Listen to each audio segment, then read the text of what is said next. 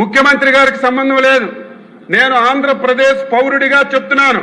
2019వ సంవత్సరంలో ఆంధ్రప్రదేశ్ ప్రజలు తప్పు చేశారు అధ్యక్ష. ఎందుకు ఈ మాట అంటున్నానంటే 2019వ సంవత్సరంలో మళ్ళీ తెలుగుదేశం పార్టీ అధికారంలోకి వస్తే మనకి ఈరోజు మళ్ళీ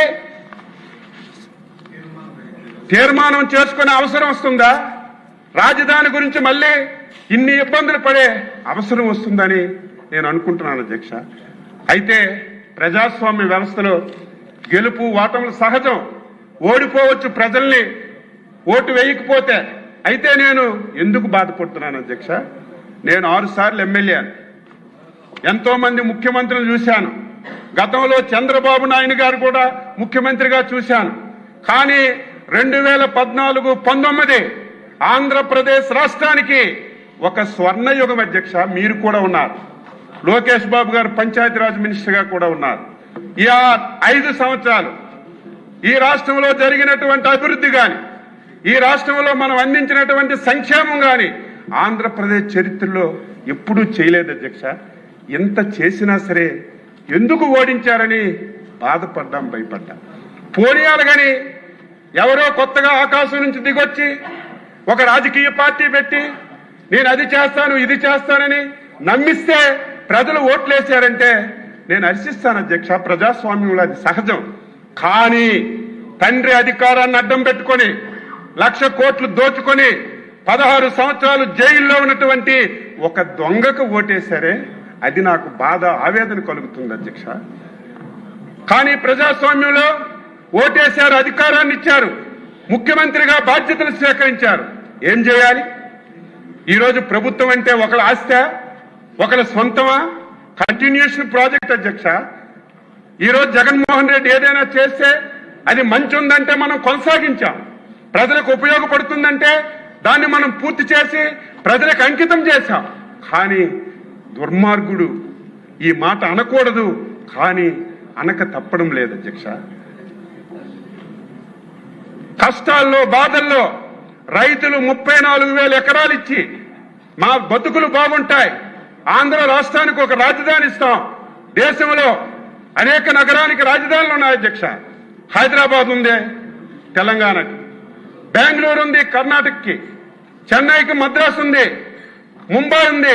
పెద్ద పెద్ద రాజధానులు ఉన్నాయి అధ్యక్ష. మనం ఏం తప్పు చేశాం? హైదరాబాద్ పోయిందని అర్థం కాదు, దానికి మించిన రాజధాని నిర్మించుకోవాలి, భావి తరాలకి మంచి చేయాలని ఒక శిల్పిలాగా కష్టపడి పనిచేస్తే దుర్మార్గుడు వచ్చి ఈ రాష్ట్రాన్ని ఏ విధంగా నాశనం చేశాడో చెప్పవలసిన అవసరం లేదు అధ్యక్ష. నాకు బాగా గుర్తు అధ్యక్ష, డిసెంబర్ 17 అందరూ వాళ్ళే. మేము 22 మందిని గెలిచాం. అందులో ఒకలో ఇద్దరు రాకపోతే 16-17 మంది రోజు వచ్చేవారు.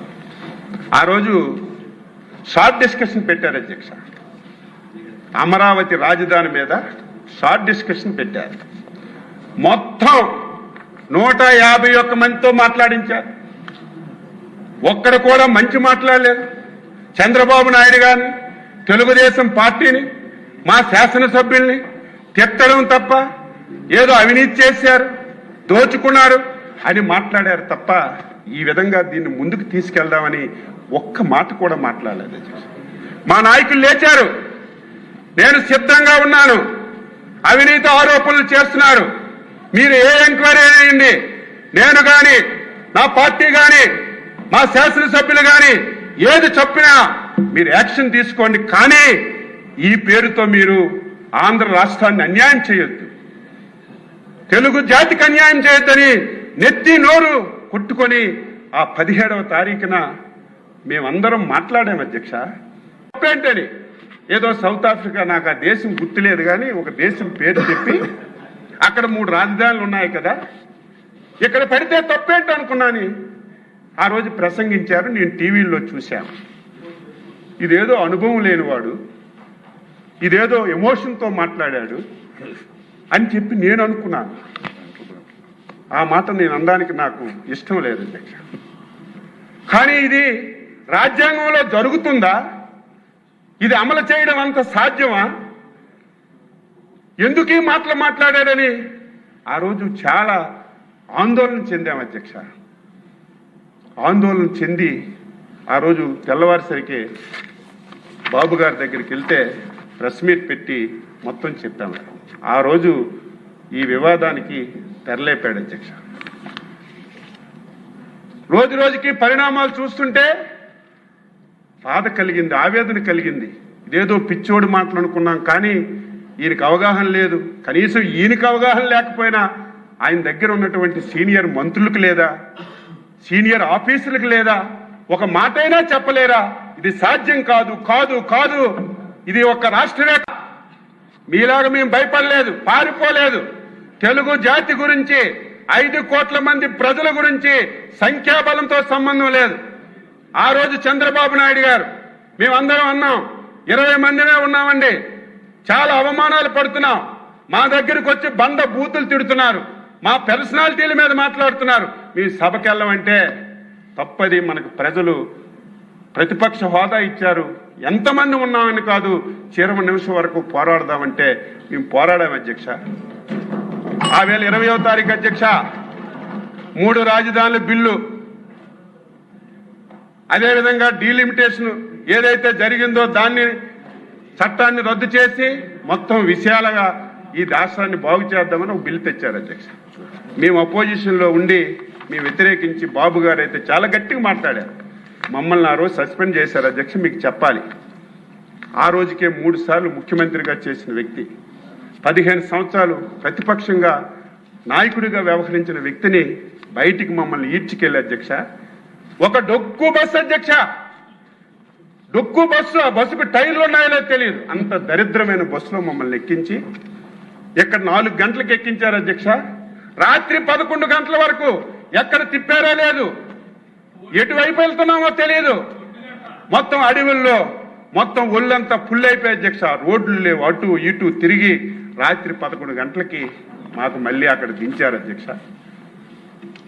ఇది చాలా దారుణమైనటువంటి సంఘటన ఇక్కడ అయింది అధ్యక్ష. మా పోరాటం చేసాం, ఆ రోజు నుంచి రైతులు పోరాటం చేశారు, దాని జోలికి పోవక్కర్లేదు అధ్యక్ష. ఆ రోజు చట్టం అమలు కావాలంటే శాసన మండలి కీలకం అధ్యక్ష. నాకు తెలిసి సంఖ్యాదళంలోకి నేను వెళ్ళగానే 58 మంది ఎమ్మెల్సీలు ఉంటే వాళ్ళు 8 మందే ఉన్నారు అధ్యక్ష. మిగతా వాళ్ళందరూ తెలుగుదేశం, మిగతా పార్టీలు ఉన్నాయి. 21 ప్రజాస్వామ్యానికి ఒక చీకటి రోజు అధ్యక్ష. అది నాకు తెలిసి ఎప్పుడు ఏ రాష్ట్రంలో ఇటువంటి పరిణామాలు జరగలేదు. శాసన మండలిలో ఇక్కడ ఉన్నటువంటి బిల్లు అధ్యక్ష పాస్ చేయడానికి అధికారం లేదు. 8 మంది సభ్యులతో బిల్లు పాస్ అవ్వదు అధ్యక్ష, అందరికీ తెలుసు.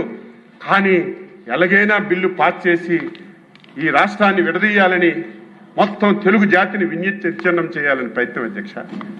ఆ రోజు పెద్దలు షరీఫ్ గారు చైర్మన్గా ఉన్నారు. రంజాన్ మాసం అధ్యక్ష. రంజాన్ మాసంలో ఉదయం ఒకసారి, సాయంత్రం ఒకసారి ప్రేయర్ చేస్తారు, 5 సార్లు. మేము ఆ రోజు చూస్తే ఆయన 10-15 సార్లు ప్రేయర్ చేశారు. అంత టెన్షన్ పెట్టారు. ఈరోజు శాసన మండలి ఉంది, మీరు మాకు టీంలు వేశారు, ఒక బ్యాచ్ ఎక్కడుంటే ఒక బ్యాచ్ ఎక్కడని. ఆ రోజు అధ్యక్ష శాసన మండలిలో మొత్తం మంత్రులందరూ అక్కడికి వచ్చేశారు, శాసనసభ్యులందరూ గ్యాలరీలో మొత్తం వచ్చేశారు. మొత్తం శాసన మండలిలో లైట్లన్నీ ఆపేశారు. మేమందరం బాబు గారు ఛాంబర్లో కూర్చున్నాం. పోనీ శాసన మండలిలో లైట్లు ఆపేశారు, తర్వాత మా ఛాంబర్లో లైట్లు ఆపేశారు, టీవీ ప్రచారాలు ఆపేశారు. అసలు ఏం జరుగుతుందో మాకు సమాచారం లేదు. సార్ అన్నారు ఒకసారి వెళ్ళి మనము గ్యాలరీకి వెళ్దామంటే గ్యాలరీకి వెళ్ళాము అధ్యక్ష. నరక యాతన అధ్యక్ష. ఆయన ఓపిక నేను జోహార్ అధ్యక్ష. మనస్ఫూర్తిగా ఆయన అంత ఓపిక ఎవరికీ రాదు. ఆయన వేళ ఈ చెవిట్లో ఆ చెవిట్లో అనరాని మాటలు, ఆ మాటలు వింటే నాలాంటి వాడిని అయితే గన్నుంటే కాల్చేయాలి, ఎందుకు ఈ బతుకు, ఇంత దారుణమా? ఈ తిట్లు కాయడానికే మనం రాజకీయాల్లో ఉన్నాం. అంత దారుణంగా మాట్లాడారు. అయినా సరే ఎక్కడ కూడా వెనకలేదు. ఇది మన డ్యూటీ, మన బాధ్యత ఇది అని ఎక్కడ కూడా వెనక్కుండా ఆయన రోజు ఉన్నారు అధ్యక్ష. కానీ అల్లా దయ వల్ల ఆ రోజు ఉన్నటువంటి చైర్మన్ మీద బయట వాళ్ళకి ఏం పని అధ్యక్ష, ఒకసారి చైర్మన్ ఛాంబర్లో ఏం జరుగుతుందో చూసి రమ్మంటే నేను వెళ్ళాను అధ్యక్ష.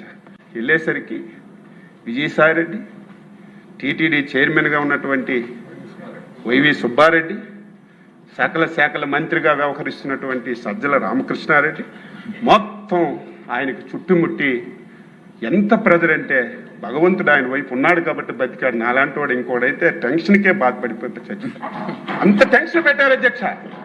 టెన్షన్ పెట్టడమే కాదు, ఈరోజు అపోజిషన్ లీడర్గా ఉన్నారు మండలిలో. ఆయన పెద్ద మనిషి, అందరం పెద్ద మనిషి అంటాం.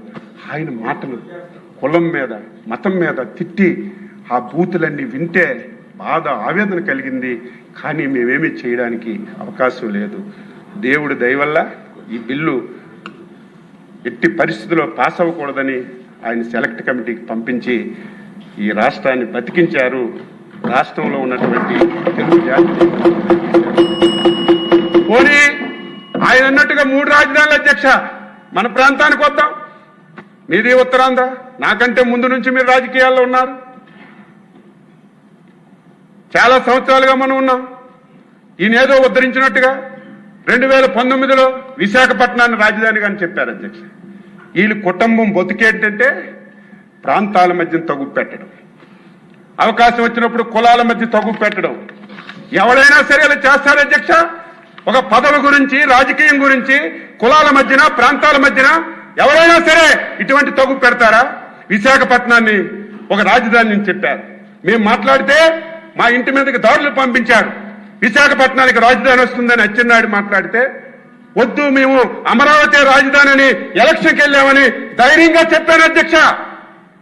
మేము మాటిచ్చాం, అమరావతి రాజధాని రాష్ట్రంలో అన్ని జిల్లాలు అభివృద్ధి చేస్తామని మాటిచ్చామని ధైర్యంగా నిలబడ్డాం అధ్యక్ష. బండబూతులు తిట్టారు, పర్సనాలిటీ మీద మాట్లాడారు, కానీ ధర్మాన్ని న్యాయాన్ని రక్షించాలని కట్టుబడి మనం ఉన్నా అధ్యక్ష. పోనీ నువ్వు రాజధాని అన్నావు, ఏం చేశావు? 2019-24లో నిండు శాసనసభలో మాట్లాడుతున్నాను. ఎందుకింత గట్టిగా మాట్లాడుతున్నానంటే ఈరోజు రాష్ట్ర ప్రజలందరూ ఇంపార్టెంట్ సెషన్ చూస్తారని. ఒకవేళ జగన్మోహన్ రెడ్డి బెంగళూరులో ఉన్నా, వైసీపీ వాళ్ళు ఉన్నా ఈ రోజు సభ చూస్తారు ఏం జరుగుతుందని. ఈ రోజు రావాలి కదా అధ్యక్ష, ఈవేళ రావాలా లేదా? బయట బ్రోకర్లతో మాట్లాడిస్తాడు, మాకేమీ ఇబ్బంది లేదు, మాకేమీ సమస్య లేదు, మేము రాజధానికి వ్యతిరేకంగా ఉన్నామా, ఎందుకు మళ్ళీ మీరు తీర్మానం చేయాలని బయట బ్రోకర్లతో మాట్లాడి ఆయన అంటాడు శాసనసభ పెట్టుకుంటున్నారు, శాసన మండలి ఎందుకు పెట్టడం లేదంట. బుద్ధి జ్ఞానం ఉందా మీకు? నాలెడ్జ్ ఉందా? తీర్మానం అంటే శాసనసభలో చేస్తారు, శాసన మండలిలో చేయరు. కానీ శాసన మండలి ఎందుకు పెట్టమంటున్నారు? ఇక్కడ పాస్ అయ్యి మళ్ళీ అక్కడ పాస్ అవ్వకుండా దీన్ని కూడా అడ్డు పెట్టాలి. ఇంత దుర్మార్గుల్ని ప్రజలారా మీరు ఆలోచించాలి కదా. ఇటువంటి విధాల రాజకీయాల్లో ఉండాలా? ఇటువంటి రాజకీయ పార్టీ అవసరం ఈ రాష్ట్రానికని ఇంకా ప్రజలు తెలుసుకోకపోతే ఏం చేస్తాం? ఎందుకు మాట్లాడుతున్నాను? 5 సంవత్సరాల్లో ఏమీ చేయలేదు అధ్యక్ష. 18 మాసాలు అయింది అధ్యక్ష మనం వచ్చాం. ఈ 18 మాసాల్లో ఎన్ని ప్రాజెక్టులు తెచ్చాం అధ్యక్ష? ఇవన్నీ చదివితే టైం లేదు. అన్ని ప్రాజెక్టులు మనసు ఉండాలి పనిచేయడానికి, మాటలు కాదు. ఈ రకంగా ఈ రాష్ట్రాన్ని నాశనం చేయడానికి ప్రయత్నం చేస్తుంది. అందుకే ఈ రోజుకైనా సరే ఇటువంటి దుర్మార్గులు మళ్ళీ ఎప్పుడో ఏ సందర్భంలో వస్తారు. మళ్ళీ పిచ్చోడి చేతికి రాయి దొరికితే ఆ రాయితో ఆయనైనా కొట్టుకుంటారు, మనకైనా కొడతారని చంద్రబాబు నాయుడు గారు అమరావతి అంటే అర్ధరాత్రి గాని పడుకున్న వాడికి లేపినా సరే ఎవరి పేరు రాజ్యాధ్యక్ష నారా చంద్రబాబు నాయుడు గారు అనే పేరు వస్తుంది. దీనికి కర్మ కర్త క్రియ ఈరోజు నిర్మాణకర్త చంద్రబాబు నాయుడు గారు అధ్యక్ష. ఎంత కష్టపడి చేసిన దానికి మళ్ళీ ఎవరైనా ఇబ్బంది పెట్టొచ్చని దీన్ని ఒక చట్టబద్ధత చేద్దాం. దీన్ని ఎవడొచ్చినా సరే ఏమీ మార్చకుండా దీన్ని ఒక పటిష్టమైనటువంటి విధానం చేద్దామని కేంద్ర ప్రభుత్వంతో మాట్లాడి దానికి కొర్రీలేస్తున్నారు. 2014లో పంపించారు కదని. ఆ రోజు విజయవాడ గుంటూరు మధ్యలో ఉంటుందని చెప్పాం. తరువాత అమరావతి అని అనుకున్నాం. ఈరోజు అమరావతి అని పేరు లేదు కాబట్టి మీరు మళ్ళీ ప్రత్యేకంగా ఒక తీర్మానం చేసి పంపించండి అంటే ఈరోజు ఈ సభ స్టార్ట్ అయింది అధ్యక్ష. మళ్ళీ మనం తీర్మానం చేస్తున్నాం. ఈ రోజుతో 5 కోట్ల మంది ప్రజలకి ఒక ఆనందమైనటువంటి రోజు. ఎవరు భయపడవలసిన అవసరం లేదు. చంద్రబాబు నాయుడు గారు, పవన్ కళ్యాణ్ గారు, ఎన్డీఏ ప్రభుత్వం ఉన్నంత వరకు ఈ రాష్ట్ర ప్రజలకి ఏమీ జరగదు. అయితే 2019లో మీరు తప్పు చేసి ఈ రాష్ట్రాన్ని ఇదేదో మాకు అధికారం గురించో లేకపోతే మాకు పదవుల గురించో నేను మాట్లాడడం లేదు. 4 సార్లు ముఖ్యమంత్రిగా చేశారు. 50 సంవత్సరాల రాజకీయాల్లో పదవులు చేయడం కాదు, 5 కోట్ల మంది తెలుగు ప్రజలు దేశంలో ప్రపంచంలో ఎక్కడున్నా నాలికి చివర ఉన్నటువంటి ఏకైక వ్యక్తి నారా చంద్రబాబు నాయుడు గారు. ఆయనకు పదవులు అక్కర్లేదు. ఆయన ఆతృత, ఆయన తాపత్రయం ఈ రాష్ట్రాన్ని బాగు చేయాలి, భవిష్యత్ తరాలకు బాగు చేయాలి. తెలుగు కమ్యూనిటీ ఈ దేశంలో ప్రపంచంలో అత్యున్నత కమ్యూనిటీగా ఉండాలి ఒక తపనతో పనిచేస్తున్నారు.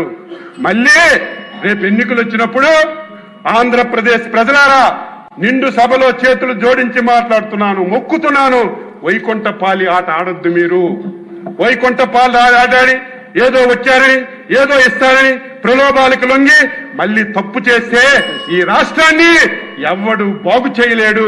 ఇది ప్రజలందరూ నేను చెప్పానని కాదు, విజ్ఞతతో ఆలోచించండి. మీ గురించి, మీ భవిష్యత్తు గురించి పనిచేస్తున్నటువంటి చంద్రబాబు నాయుడు గారిని, పవన్ కళ్యాణ్ని, ఎన్డీఏ ప్రభుత్వాన్ని నిండు మనసుతో ఆశీర్వదించండి అని చెప్పి కోరుతూ ఈరోజు ముఖ్యమంత్రి గారు ప్రవేశపెట్టినటువంటి తీర్మానాన్ని మనస్ఫూర్తిగా 5 కోట్ల మంది ప్రజల తరపున ఈ దేశంలో ప్రపంచంలో ఉన్నటువంటి ఆంధ్రులు